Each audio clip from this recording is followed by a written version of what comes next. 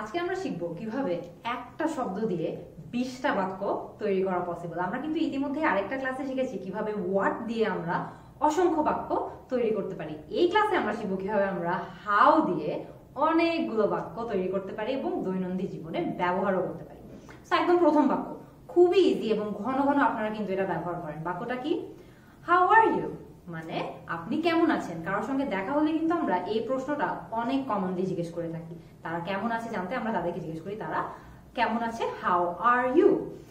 এরপরে আমরা যদি মনে করেন আরেকটু কথা আগাচ্ছি, আমরা তাদেরকে জিজ্ঞেস করতে চাই যে তোমার কি অবস্থা বা আপনার কি অবস্থা, আমরা তখনও কিন্তু হাউ দিয়ে একটা বাক্য ইউজ করতে পারি। সেটা কি? How about you, I like bananas, how about you, মানে আমার পছন্দ, তোমার কি পছন্দ। সো এইরকম বাক্যগুলোতে কিন্তু আপনি ইজিলি হাউ অ্যাবাউট ইউ এই প্রশ্নটা বা এই বাক্যটা ইউজ করতে পারেন।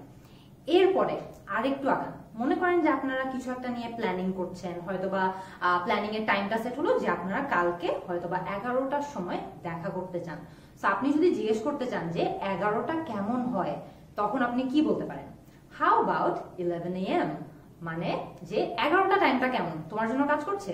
আপনি হয়তো 11টা বাজে দেখা করতে চান, সেই সময় এই টাইমটা তাদের জন্য বা যার সঙ্গে প্ল্যান করছেন তাদের জন্য কি এটা ওয়ার্ক করে নাকি বা তাদের জন্য এটা সুটেবল নাকি, সেটা জানতে কিন্তু ইজিলি এই প্রশ্নটা বা এই বাক্যটা ইউজ করতে পারেন যে হাউ অ্যাবাউট 11 AM। খেয়াল করে দেখবেন এখানে কিন্তু আপনি যে কোনো টাইম বসাতে পারেন। How about 12 PM, how about 2 PM, how about 4 PM, যে কোনো টাইমে এখানে বসানো possible.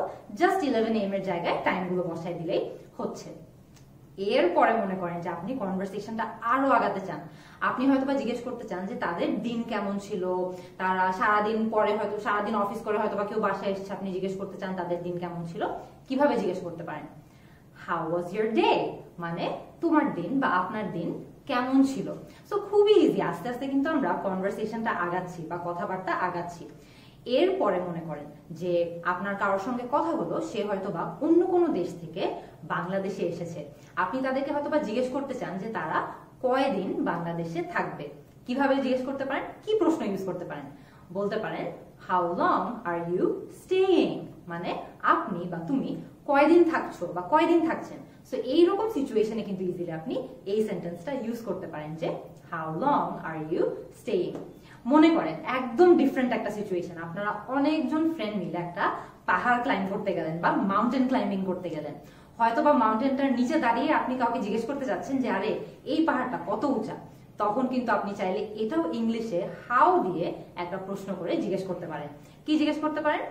How high is the mountain, মানে এই পাহাড়টা, যে পাহাড়টার সামনে আমরা আছি সেই পাহাড়টা কত উঁচা বা কত লম্বা। তো সেই ক্ষেত্রে আপনি ইউজ করতে পারেন how high is the mountain. আরেকটা একদম আলাদা ধরনের একটা সিচুয়েশন, মনে করেন আপনার ফ্রেন্ড একটা খুবই ইম্পর্টেন্ট একটা এক্সাম দিয়ে আসলো, খুবই বড় একটা পরীক্ষা দিয়ে আসলো এবং আপনি আপনার ফ্রেন্ডকে জিজ্ঞেস করতে চান তাদের পরীক্ষা কেমন ছিল বা কেমন হলো। এটা কিন্তু খুবই কমন সিচুয়েশন। আপনি কিভাবে জিজ্ঞেস করতে পারেন? আপনি জিজ্ঞেস করতে পারেন হাউ ওয়াজ ইয়োর এক্সাম, যে তোমার পরীক্ষা যে ছিল সেই পরীক্ষাটা কেমন গেল। How was your exam. আরেকটা ডিফারেন্ট সিচুয়েশন, মনে করেন একটা দোকান থেকে আপনার কিছু কেনা লাগবে কিন্তু আপনি শিওর না যে ওই দোকানটা কটা পর্যন্ত খোলা থাকে। আপনি কিভাবে এটা কনফার্ম করতে পারেন বা কাউকে জিজ্ঞেস করতে পারেন যে এই দোকানটা কয়টা পর্যন্ত খোলা থাকে। এটাও কিন্তু খুবই ইজিলি হাউ দিয়ে একটা প্রশ্ন করে আপনি বের করতে পারবেন। How late is the shop open, যে এই দোকানটা কত দেরি পর্যন্ত খোলা থাকবে বা কতক্ষণ খোলা থাকবে। How late is the shop open. এখন মনে করেন যে আপনি এয়ারপোর্টে গেলেন, এয়ারপোর্টে গিয়ে আপনি একটা নির্দিষ্ট গেট খুঁজছেন। কিভাবে এই প্রশ্নটা করতে পারেন? How do I get to get, ধরে নেই 5, how do I get to get 5, যে 5 নাম্বার গেটে আমি কিভাবে যেতে পারি। সেখানে খেয়াল করে দেখবেন যে কোনো নাম্বার কিন্তু এখানে বসানো পসিবল। সবসময় কিন্তু আপনার যে 5 নাম্বার গেটটাই খুঁজতে হবে তা কিন্তু না। আপনি যদি গেট 6 খুঁজে থাকেন আপনি বলবেন how do I get to get 6, 7 খুঁজলে how do I get to get 7। সেইভাবে কিন্তু আপনি চেঞ্জ করে নিতে পারবেন, কিন্তু বাক্যের বাকি সবকিছু কিন্তু সেম থেকে যাচ্ছে। তো যখনই এরকম কোনো গেট খুঁজছেন তখন কিন্তু এই বাক্যগুলো ইউজ করতে পারেন। এরপরে মনে করেন যে আপনার বাসায় একজন মেহমান আসলো, একজন গেস্ট আসলো, আপনি তাদেরকে চা অফার করতে চাচ্ছেন। কিভাবে জিজ্ঞেস করতে পারেন? How about tea, how about tea এর বদলে কিন্তু আপনি কফি অফার করলে হাউ অ্যাবাউট কফি এটাও বলতে পারেন। হাউ অ্যাবাউট সাম ফুড, যে কিছু খাওয়ার কি নিবেন আপনি বা কিছু খাবেন আপনি। সো এই ধরনের সিচুয়েশন গুলোতে কিন্তু how about tea, how about coffee, how about some food এর মানে হলো যে আমি কি আপনাকে একটু চা এনে দিতে পারি, বা আমি কি আপনাকে একটু কফি এনে দিতে পারি, বা কোনো খাবার এনে দিতে পারি।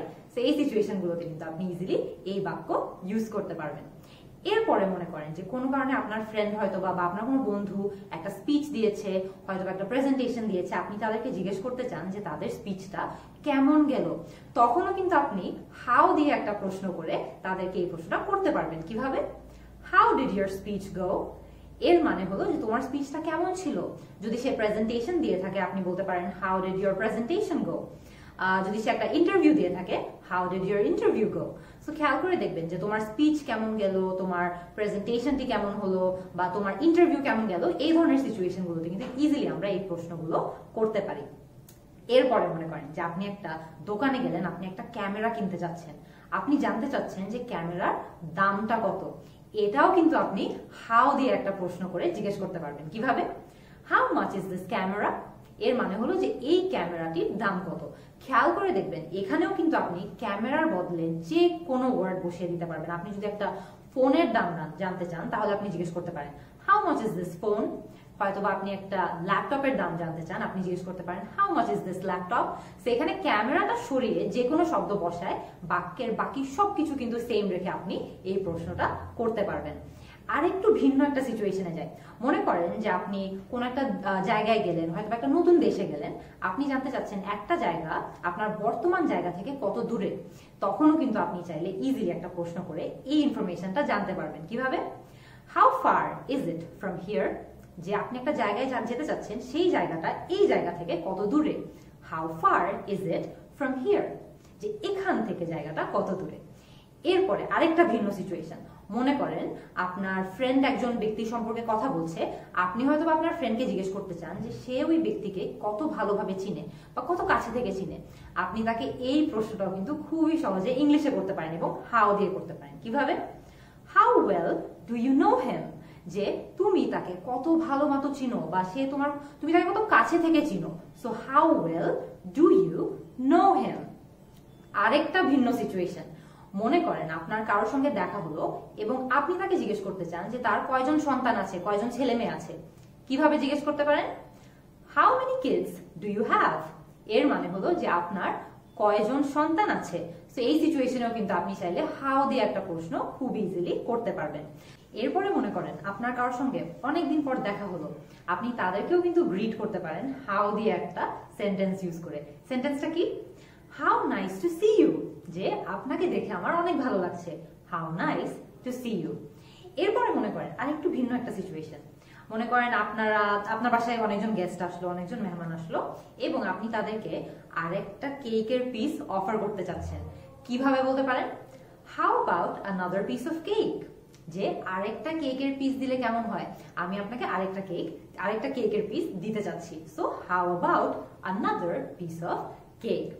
এরপরে মনে করেন আপনি আপনার ডাক্তারের কাছে গেলেন এবং আপনার ডাক্তার আপনাকে পরামর্শ দিল যে আপনার এক্সারসাইজ করতে হবে, বেশি বেশি করে ব্যায়াম করতে হবে। আপনি যদি তাকে জিজ্ঞেস করতে চান যে আমার কত ঘন ঘন বা কত বেশি বেশি ব্যায়াম করা উচিত, আপনি কিন্তু সেটাও হাউ দিয়ে একটা প্রশ্ন করে জিজ্ঞেস করতে পারবেন। প্রশ্নটা কি? How often should I exercise?